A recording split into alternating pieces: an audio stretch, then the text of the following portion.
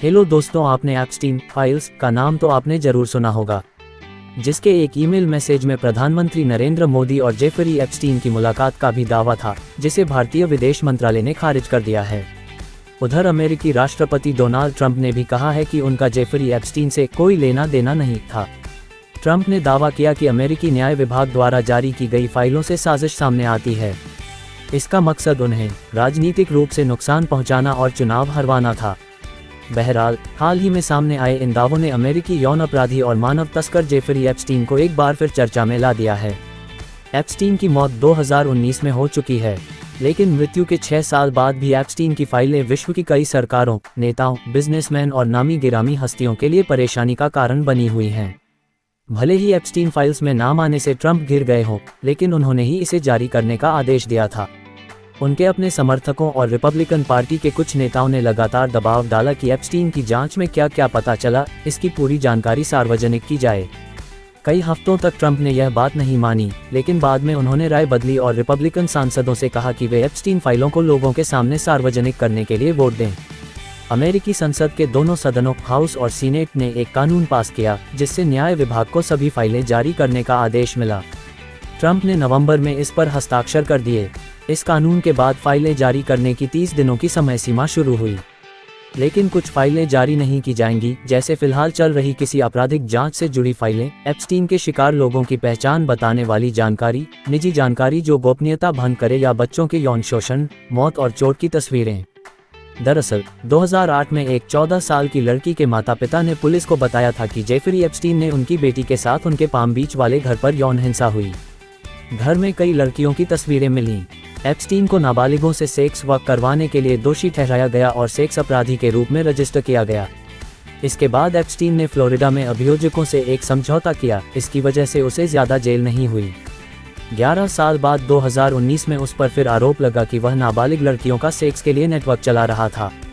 Jail में trial का इंतजार करते हुए उसकी मौत हो गई, जिसे सुसाइड बताया गया। इन दोनों जांचों में बहुत सारे दस्तावेज जमा हुए, जैसे पीड़ितों और गवाहों के बयान, उसके घरों पर छापे में मिली चीजें। 2025 के न्याय विभाग के एक मेमो के मुताबिक इस मामले में एफबीआई के पास 300 गीगाबाइट जीबी से ज्यादा डेटा और सबूत हैं। न्याय विभाग कहता है कि इनमें पीड़ितों की बहुत सारी तस्वीरें और वीडियो हैं जो बच्चों के शोषण से जुड़ी हुई हैं। इन्हें सार्वजनिक नहीं किया जाएगा, क्योंकि नया कानून सर्वाइवर की पहचान छिपाने की इजाजत देता है। यही जानकारी एप्स्टीन फाइल्स हैं, जो समय समय पर जारी हो रही हैं।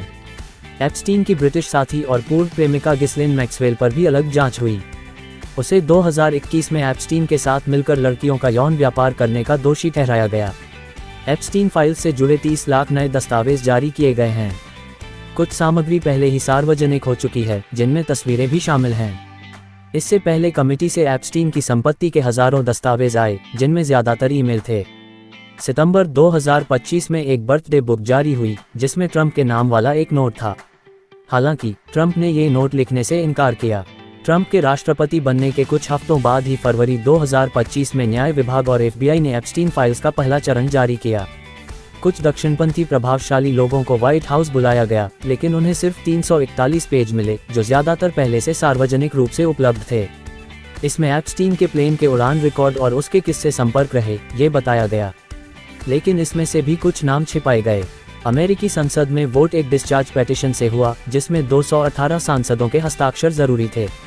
4 रिपब्लिकन और सभी 214 डेमोक्रेट ने हस्ताक्षर किए। 18 नवंबर को वोटिंग हुई और हाउस में 427-1 से बिल पास हुआ। लुइजियाना के रिपब्लिकन सांसद क्ले हिगिन्स इकलौते ऐसे शख्स थे जिन्होंने इसका विरोध किया, जबकि कुछ सांसद वोट नहीं डाल पाए। हाउस के बाद सीनेट में बिना विरोध के ये पास हुआ और ट्रंप ने हस्ताक्षर किए। इस प्रक्रिया के बाद भी फाइलों का पूरी तरह से रिलीज होना मुश्किल है। अटॉर्नी जनरल पाम बोंडी के पास अधिकार है कि वे किसी भी जानकारी को रोक सकती हैं, जो जांच को नुकसान पहुंचाए या पीड़ितों की पहचान बताए। कानून में कहा गया है कि व्यक्तिगत जानकारी को रोका या छिपाया जा सकता है, जो साफ तौर पर निजता में अनुचित तौर पर हस्तक्षेप करे। रिपब्लिकन कहते हैं कि एप्स्टीन से जुड़ी जांचों के नाम पर जानकारी रोकने या देरी करने की आशंका है। रिप्रेजेंटेटिव थॉमस मैसी ने कहा था कि जांच के नाम पर जानकारी रोकने की कोशिश हो सकती है। वॉल स्ट्रीट जर्नल के अनुसार मई में अटॉर्नी जनरल पाम बोंडी ने ट्रंप को बताया कि एफबीआई दस्तावेजों में उनका नाम है। ट्रंप एप्स्टीन के पुराने दोस्त थे। अखबार ने लिखा कि नाम होना गलत काम का सबूत नहीं है। व्हाइट हाउस ने इसे फैक्ट बताया, लेकिन रॉयटर्स को एक अधिकारी ने कहा कि ट्रंप का नाम होने से इनकार नहीं किया गया। सार्वजनिक दस्तावेजों में कई और भी बड़े नाम आए हैं, जिनमें एंड्रू माउंटबेटन विंसर, पूर्व प्रिंस और किंग चार्ल्स III के भाई, पूर्व राष्ट्रपति बिल क्लिंटन और माइकल जैक्सन भी शामिल हैं। क्लिंटन और ब्रिटिश राजघराने ने एप्स्टीन के अपराधों की जानकारी होने से इनकार किया। जैक्सन की 2019 में मौत हो चुकी है। सितंबर में जारी फ्लाइट लॉग, ऐसे दस्तावेज जिनमें एप्स्टीन के स्वामित्व वाले निजी जेट विमानों के यात्रियों की सूची का विवरण दिया गया है, में एलन मस्क और माउंटबेटन विंसर का नाम था। माउंटबेटन विंसर ने गलत काम से इनकार किया, जबकि मस्क ने कहा कि एप्स्टीन ने उन्हें द्वीप पर बुलाया था, लेकिन उन्होंने मना कर दिया। 12 नवंबर को जारी ईमेल में क्लिंटन के पूर्व ट्रेजरी सेक्रेटरी लैरी समर्स और ट्रंप के पूर्व सहयोगी स्टीव बैनन का नाम आया। समर्स ने कहा कि वे अब सार्वजनिक कार्यों से पीछे हटेंगे और उन्होंने एप्स्टीन से संपर्क रखने की गलती की जिम्मेदारी ली। ट्रंप का नाम भी कई बार आया, लेकिन उन्होंने भी हमेशा आरोप खारिज किए। ऐसा महसूस होता है कि ट्रंप और एप्स्टीन कई सालों तक दोस्त थे, उनका सामाजिक दायरा एक जैसा था। पहले जारी फाइलों में ट्रंप का नाम एप्स्टीन की ब्लैक बुक में था। फ्लाइट लॉग से निकली जानकारी के मुताबिक भी ट्रंप ने कई बार एप्स्टीन के प्लेन में सफ़र किया। 1990 के दशक में वे साथ में हाई क्लास पार्टियों में दिखे। CNN की तस्वीरों में एप्स्टीन ट्रंप की शादी मार्ला मैपल्सिक में थे। 2002 में ट्रंप ने एप्स्टीन को शानदार आदमी कहा। एप्स्टीन ने बाद में कहा कि वह 10 साल तक डोनाल्ड का सबसे करीबी दोस्त था, लेकिन ट्रंप कहते हैं कि एप्स्टीन की पहली गिरफ्तारी से 2 साल पहले ही उनका उससे झगड़ा हो गया था। 2008 तक ट्रंप कहने लगे कि वे एप्स्टीन के फैन नहीं रहे। व्हाइट हाउस कहता है कि झगड़ा एप्स्टीन के व्यवहार की वजह से हुआ और ट्रंप ने उसे अपने क्लब से निकाल दिया क्योंकि वह घिनौना शख्स था, जबकि वॉशिंगटन पोस्ट का कहना है कि झगड़ा फ्लोरिडा में किसी जमीन को लेकर हुआ था। ट्रंप के मेक अमेरिका ग्रेट अगेन मागा आंदोलन के कट्टर समर्थक लंबे समय से मानते हैं कि सरकारी अधिकारी एप्स्टीन के जीवन और मृत्यु से जुड़े हम सच छुपा रहे हैं। कुछ का मानना है कि अमेरिकी समाज के सबसे ऊपरी तबके पर बच्चों के यौन शोषण का एक गिरोह चल रहा है, जिसे सरकार का संरक्षण प्राप्त है। ये बात क्यू नाम के एक गुप्त व्यक्ति के रहस्यमय संदेशों से फैली। कुछ का तो ये भी दावा है कि एप्स्टीन इस्राएल सरकार का एजेंट था। आम लोगों के मन में कई ऐसे सवाल हैं जिनके अभी भी जवाब नहीं मिले हैं, जैसे फ्लोरिडा में एप्स्टीन को इतनी हल्की सजा क्यों दी गई? क्या इन काले कारनामों के पीछे सिर्फ एप्स्टीन और मैक्सवेल ही थे और उसने जेल में आत्महत्या कैसे की? हालांकि एप्स्टीन की मौत के एक हफ्ते बाद ही न्यूयॉर्क के मेडिकल एग्जामिनर ने आधिकारिक तौर पर एप्स्टीन की मौत को फांसी लगाकर आत्महत्या करार दे दिया था। 66 वर्षीय फाइनेंसर का 10 अगस्त 2019 को जेल में शव मिला था।